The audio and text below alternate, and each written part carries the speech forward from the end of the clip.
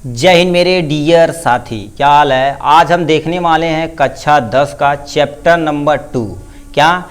Acid base in salt. Exam के point of view से देखा जाए ये चैप्टर का जो लास्ट वाला पोर्शन है बहुत ही इंपॉर्टेंट होने वाला है।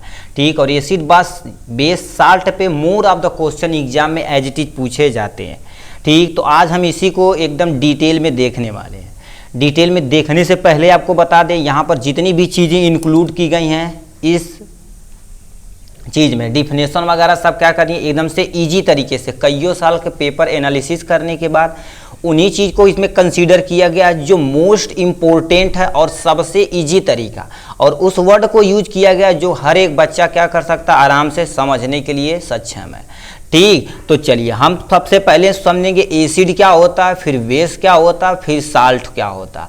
आज का ये जो वीडियो है हम एसिड के डिटेल में देखेंगे, बेसिड को डिटेल में देखेंगे और साल्ट को भी डिटेल में देखेंगे। ठीक, तो चलिए सबसे पहले हम स्टार्ट करते हैं अपने मेन टॉपिक से एसिड। अब एसिड होता क्या है इसके बारे में सुनेंगे। ठीक, क्या लिखा है सबसे पहला पॉइंट लिखा है acid term blue litmus paper into क्या कर देता है, रेड कर देता है। कहने का मतलब होता है यदि एक ब्लू कलर का आपका क्या आता है लिटमस पेपर आता है, ब्लू कलर का लिटमस पेपर आता है, जैसे मान लेते हैं ये पेपर है ब्लू कलर का, ठीक है, ये ब्लू कलर का ऐसे एक स्टिक नुमा संरचना होती है जो ब्लू कलर की आती है। जब इसे क्या कर देते हैं किसी सोल्यूशन में डालते हैं, किसी सोल्यूशन मान लेते हैं हमारे पास एक सोल्यूशन है, ठीक है, इस सोल्यूशन में जब इसे इस लिटमस पेपर को डालते हैं तो ये ब्लू से तुरंत क्या हो जाता है रेड कलर में कन्वर्ट हो जाता है। किस कलर में कन्वर्ट हो जाता है, रेड कलर में। मतलब स्टार्टिंग में ब्लू था, किस में कन्वर्ट हो गया, रेड में कन्वर्ट हो गया। तो समझो वो सोल्यूशन क्या है, एसिडिक प्रॉपर्टी का है। ठीक, पहला पॉइंट समझ में आया। दूसरा, they give hydrogen ion in aqueous solution. कहने का मतलब क्या होता है किसी भी सोल्यूशन को यदि हम वाटर में डालेंगे और क्या निकले, हाइड्रोजन आयन निकले। जैसे मान लेते हैं ये सोल्यूशन है, ठीक, ये आपका मान लेते हैं कोई सोल्यूशन है, इसमें पानी ऐड करें यानी H2O ऐड करने पर जानते हो क्या देगा, यदि हाइड्रोजन आयन प्रोड्यूस होगा, क्या हाइड्रोजन आयन प्रोड्यूस होगा, उससे तो हम क्या बोलेंगे एसिडिक प्रॉपर्टी की। दूसरा पॉइंट मतलब किसी भी एसिड को यदि हम पानी के अंदर डालेंगे तो हाइड्रोजन आयन प्रोड्यूस होता है। कौन सा आयन, हाइड्रोजन आयन प्रोड्यूस होता है। ठीक, जितना ज़्यादा हाइड्रोजन आयन प्रोड्यूस होगा उतना ज़्यादा वो किस नेचर का रहेगा, एसिडिक नेचर का रहेगा। ठीक है, तो ये दूसरा पॉइंट था। देखिए नेक्स्ट पॉइंट लिखा the term acid has been derive from the Latin word जिसे हम क्या बोलते हैं एसिडस, मीन सोर होता। ठीक है, अब देखिए एक पॉइंट और लिख सकते हैं, एसिड क्या होता है, सोर इन यानी टेस्ट का होता है। टेस्ट में देखा जाए तो यहाँ से क्या होता है, एक पॉइंट और लिख सकते हैं एसिड। ठीक है, एसिड का देखा जाए टेस्ट देखा जाए तो क्या होता है, सोर होता है। किस तरह का होता है, सोर मतलब क्या होता है, खट्टापन होता है। ठीक है, जितने भी सोर टेस्ट के होते हैं वो तुम्हारे एसिडिक प्रॉपर्टी के होते हैं। जैसे आम सुने होंगे, आम तो सुने नहीं खाए भी होंगे, आम को खाया नहीं सुना नहीं खाया जाता सर। इमली खाए होंगे, ठीक, इमली खट्टी मीठी बेर ये वाला खाए होंगे। तो ये सब क्या है, ये सब एसिड है। सिरका खाएंगे वो भी तुम्हारा एसिड है। हमारे घर में मोस्ट ऑफ द चीज़ें देखा जाए तो क्या हो गया, जैसे सिरका हो गया, नींबुआ हो गया, अचार हो गया, आम का अचार हो गया, ये सब क्या है एसिडिक प्रॉपर्टी के हैं। इन सब का स्वाद देखा जाए तो क्या होता है, सब सोर इन टेस्ट मतलब खट्टा टेस्ट का होता है। ठीक है, तो वही लिखा है the term acid has been derive from the Latin word acidus, जिसका मतलब क्या होता है सोर इन टेस्ट का होता है। ये था हमारा इंट्रोडक्शन किसके बारे में, एसिड के बारे में। अब नेक्स्ट पे आते हैं, इस पे जो आपसे कोई पूछ सकता है स्ट्रॉन्ग एसिड किसे कहते हैं। स्ट्रॉन्ग एसिड तेजाब का नाम सुने होंगे, ठीक, तेजाब हो गया, HCl हो गया, जिसे हम क्या बोलते हैं, ये जो तुम्हारा क्या होगा हाइड्रोक्लोरिक एसिड है, इसे क्या बोलते हैं हाइड्रोक्लोरिक एसिड बोलते हैं। H2SO जो 4 है आपका क्या भाई, ये भी तुम्हारा स्ट्रॉन्ग एसिड के अंतर्गत आएगा। इसे हम क्या बोलते हैं हाइड्रोक्लोरिक एसिड। क्या बोलते हैं, यहाँ से लिख दिया जाए हाइड्रोक्लोरिक एसिड। क्या बोलेंगे, हाइड्रोक्लोरिक एसिड होगा। H2SO4 जिसे हम क्या बोलते हैं सल्फ्यूरिक एसिड बोलते हैं। क्या बोलते हैं, सल्फ्यूरिक एसिड बोलते हैं। इसी तरह से आप प्यार से लिखते चलेंगे तो आप ही के लिए बेनिफिट है। ठीक, तो ये तुम्हारा क्या हो जाएगा, यहाँ से ये पोर्शन है आपका एसिड के बारे में। तो स्ट्रॉन्ग एसिड क्या होता है ये हमने देखा। अब हम यही समझ लेते हैं वीक एसिड क्या होता है। वीक एसिड मतलब कमजोर वाली चीज़ें। ठीक है, कमजोर क्या होता है, यानी वीक एसिड, जैसे CH3 जिसे कि विनेगर यानी सिरका बोलते हैं। क्या बोलते हैं? विनेगर यानी सिरका बोलते हैं। ठीक है, विनेगर लिख देते हैं। ठीक है, विनेगर यानी सिरका। सिरका का तुम्हारा फार्मूला क्या होता है? CH3COOH। ये भी तुम्हारा क्या होता है? वीक होता है। इसे हम क्या कर सकते हैं? यदि वीक नहीं होता तो हम इसे इजिली खा नहीं सकते हैं। ठीक, तो ये तुम्हारा क्या होता है? वीक नेचर का होता है। ठीक है, इतना हो गया इसके बारे में। उसके बाद यहाँ से लिखा है, नेक्स्ट पे आते हैं। नेक्स्ट क्या दे रखा है? Lactic acid. जो आपका दूध होता है उसमें कौन सा एसिड पाया जाता है? लैक्टिक एसिड पाया जाता है। उसके बाद क्या होगा? Oxalic acid. ऑक्जेलिक एसिड हो गया। फार्मिक एसिड जो चींटियों में पाया जाता है। ऐसे बहुत सारे एसिड होते हैं जो वीक एसिड के अंतर्गत रखे जाते हैं। ठीक, तो ये था इसके एसिडिक के बारे में। ठीक, अब हम चलते हैं अपने मेन दूसरे पोर्शन पे, यानी बेस के बारे में। बेस क्या होगा? यदि आप ये सीट पढ़ें अच्छे से, उसी को क्या कर दे, उल्टा यहाँ चिपका दीजिए। क्या होता है? These are substance which are bitter in taste होता है। वो कौन सा? यानी सोर टेस्ट में था, ये किस टेस्ट में रहेगा? Bitter taste. अब कहेंगे बीटर टेस्ट क्या होता है? बीटर टेस्ट जितने भी तुम्हारे होते हैं कड़वा, जैसे करेला आपके घर पे होगा, ठीक है, कड़वा करेला होगा ना, कड़वा करेला, ये तुम्हारा क्या होता है? बेस नेचर का होता है। क्या होता है? बेस नेचर का होता है। ठीक, अब नेक्स्ट समझते हैं क्या लिखा है। They turn red litmus paper into blue. वो क्या कर रहा था? ब्लू से रेड में कन्वर्ट कर रहा था, मगर ये जो लेख करेगा रेड लिटमस पेपर को ब्लू में कन्वर्ट कर देगा, कि इसमें लाल को ब्लू में कन्वर्ट कर देगा। ये बेस की प्रॉपर्टी है। ठीक, दे गिव यानी OH ion in aqueous solution. मतलब इसे यदि किसी भी बेस को यदि पानी में डालेंगे तो क्या निकलेगा? OH सोल्यूशन निकलेगा। क्या निकलेगा? OH सोल्यूशन निकलेगा। ठीक, OH पे निगेटिव सोल्यूशन लिखेगा। जितना ज़्यादा OH सोल्यूशन लिखेगा उतना ज़्यादा वो क्या रहेगा? बेसिक नेचर का होने वाला है। ठीक, ये इसके बारे में था। अब यही समझ लेते हैं स्ट्रॉन्ग बेस क्या होता है। स्ट्रॉन्ग बेस क्या होता है? जैसे सोडियम हाइड्रोक्साइड यानी AOH को हम क्या बोलते हैं? Sodium hydroxide. तो यहाँ से लिखना चाहें तो क्या लिख सकते हैं? सोडियम हाइड्रा, ठीक है, सोडियम हाइड्रोक्साइड हो गया।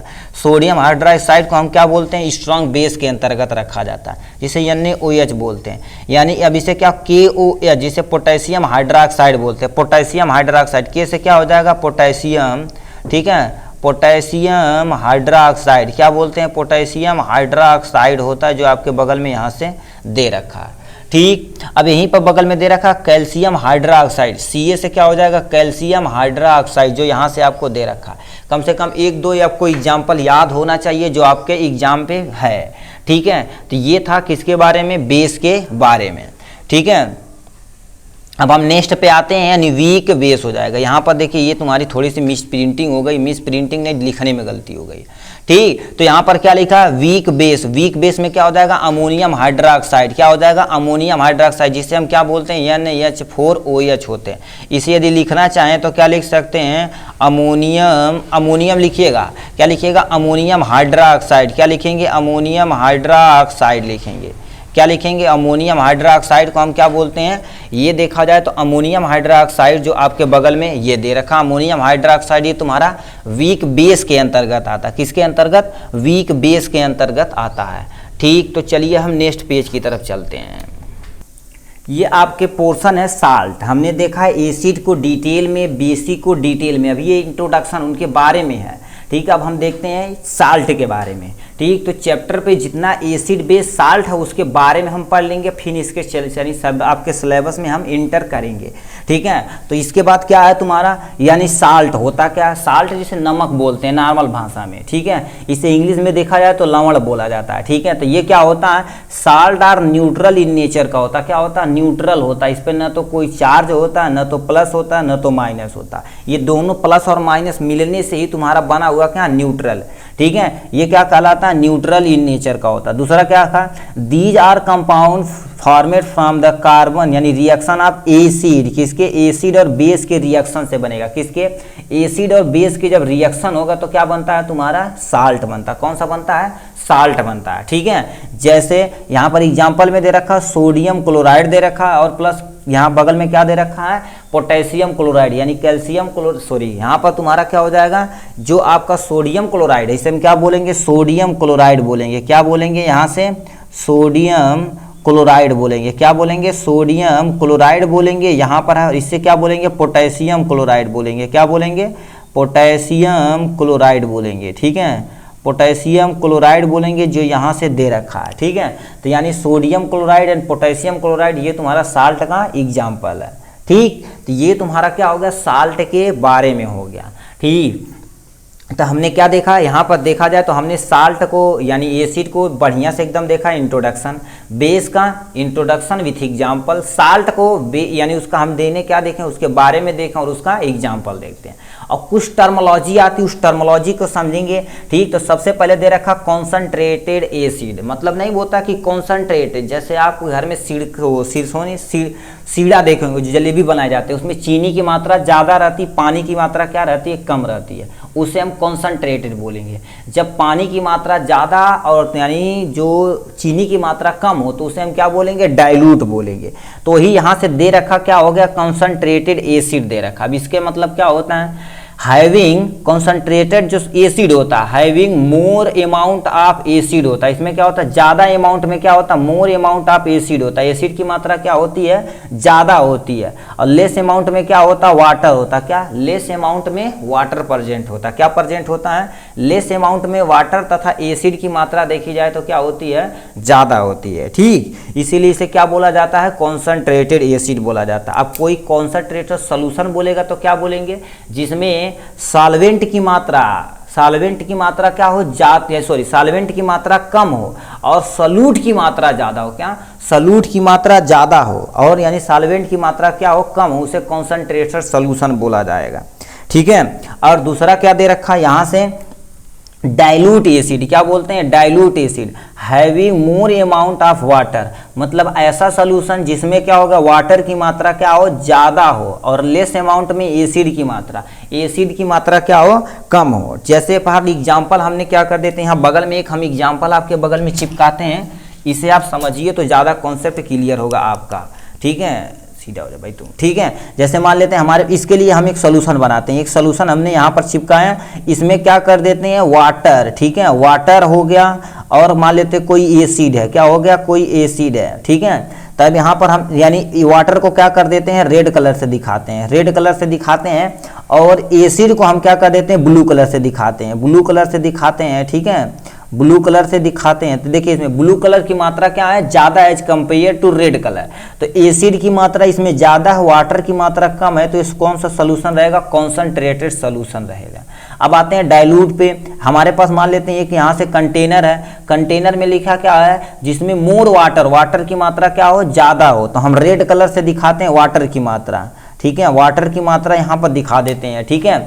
और क्या कर देते हैं, यहाँ पर जो एसिड की मात्रा हम ब्लू कलर से दिखा देते हैं। ये जो सोल्यूशन रहेगा तो डाइल्यूट सोल्यूशन के अंतर्गत रहेगा। किसके अंतर्गत, डाइल्यूट सोल्यूशन। मान लेते हैं इसमें 90% तुम्हारा क्या है, वाटर है, क्या हो गया, 90% तुम्हारा वाटर है और 10% तुम्हारा क्या है, 10% देखा जाए तो एसिड है, ठीक है, 10% एसिड देखा जाए, मतलब एसिड की मात्रा कम है और वाटर की मात्रा ज़्यादा है, तो कौन सा एसिड हो जाएगा, डाइल्यूट एसिड हो जाएगा। इसमें आते हैं जिसमें 90% क्या हो, एसिड हो, क्या 90% तुम्हारा एसिड हो, 90% क्या हो, एसिड हो। जस्ट इसी का उल्टा कर दो, 90% एसिड हो, केवल 10% ही वाटर हो, क्या हो, 10% ही वाटर हो, तो उसे हम क्या बोलेंगे, कॉन्सनट्रेटेड सोल्यूशन बोलेंगे बेटा, ठीक। तो इसी को हम क्या कर दें कि दो टर्मोलॉजी समझें। एक टर्मोलॉजी आती है एल्कलीज, यानी एल्कली बार बार यूज होगा, एल्कलाइज होता क्या, तो इसे आप समझ लीजिए, मतलब ऐसा बेस जो वाटर में क्या हो, सॉल्युबल हो। तो लिखा क्या, these are base which are soluble in water. क्या करेंगे, ऐसे बेस जो क्या हो, वाटर में सॉल्युबल हो, उसे हम क्या बोलेंगे, एल्कली नेचर का बोलेंगे। क्या बोलेंगे, एल्कली नेचर का बोलेंगे। अब यह समझ गए होंगे बढ़िया से क्या हो गया, एसिड क्या होता है, बेस क्या होता है, ये सारी चीज़ें हम यहाँ डिटेल में देख लिए हैं, ठीक। तो एसिड क्या होता, बेस क्या होता, ये सब कुछ देख लिए। इसके हम नेक्स्ट टॉपिक में मिलेंगे इंडिकेटर के साथ। ये बगल में आपका इंडिकेटर है, जैसे लिटमस पेपर बोल रहे हैं वो क्या है, तो उसी तरह से मान लेते हैं हमें सब कुछ इंडिकेटर डिटेल में देखने वाले हैं। आज के लिए बस इतना है, फिर मिलेंगे नेक्स्ट वीडियो में नेक्स्ट टॉपिक के साथ। तब तक के लिए bye bye and take care.